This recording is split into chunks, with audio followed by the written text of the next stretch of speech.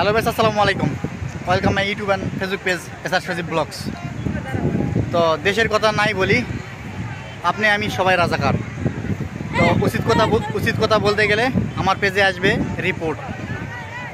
তো উচিত কথা নাই বলি, আপনি আমি সতর্ক থাকি। তারপরেও দু একটি কথা না বললে না, যে একটু আলোচনায় আসলে ভিডিও এটা বলতে গেলে অনেক কিছুই বলা যায়। দেশে চলতেছে কোটা সংস্কার আন্দোলন। সেই আন্দোলনে আমার কত ভাই বোন অনেকেই শহীদ হয়ে গেছে অলরেডি। আজকে হচ্ছে সাগর পাড়ের দৃশ্যটা দেখুন।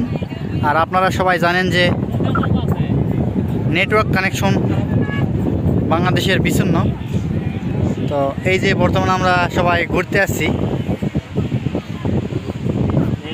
তো একটু আমার সমস্যা একটু আপনাদের মাঝে তুলে ধরি। এটা হচ্ছে আমার শুধু সমস্যা না, এটা হচ্ছে আপনাদের সমস্যা। তো আমরা এই যে সাগর পাড়ে এসে বসে আছি, তো সাগর পাড়ে একটু দৃশ্যটা দেখাই। তো আসলে পরিবেশটা অনেক সুন্দর, না আসলে মনের ভিতর শান্তি নাই। তো শান্তি নাই কি জন্য আমি আপনাদের একটু শেয়ার করি, মানে আমার সমস্যাগুলো আপনাদের মাঝে একটু শেয়ার করি। সেম সমস্যাগুলো আপনাদেরও, আশা করি আপনাদেরও। তো আজকে হচ্ছে রোজ শুক্রবার 19শে জুলাই, বৈকাল সময় 5টা। তো এই সময় আমরা সাগর পাড়ে বসে আছি। তো এর আগে যে শুক্রবারগুলো ছিল এভাবে লোক ছিল না এখানে। তো লোক বেশি হওয়ার কারণটা আমি একটু বলি। আজকে হচ্ছে কোনো নেটওয়ার্ক নেই, ওয়াইফাই বলেন এমবি বলেন, কোনো নেটওয়ার্ক নেই। আর আরেকটা সমস্যা বলি, আমি এমবি কিনছিলাম হচ্ছে 30 জিবি, আমার মেয়াদ ছিল হচ্ছে 21শে জুলাই। তো এখনও আমার 16 জিবি থেকে গেছে।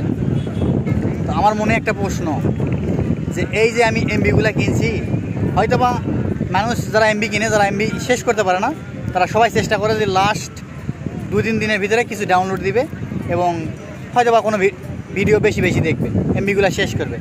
সেম আমিও ভাবছিলাম যে এমবিগুলো হয়তোবা আমি শেষ ইয়াতে আমি কিছু মুভি ডাউনলোড দেব। তো টাকা দিয়ে মোবাইল কিনছি, নিজের ইনকামের টাকা দিয়ে সিম কিনছি, নিজের ইনকামের টাকা দিয়ে এমবি কিনছি। আমি এমবি ব্যবহার করতে পারবো না? আমার রক্তজোড়া ভাই বোনদের কোটা সংস্কার আন্দোলনটি সফল হোক, দোয়া করি। তো এটা বলে ভিডিওটি আমার শেষ করতেছি।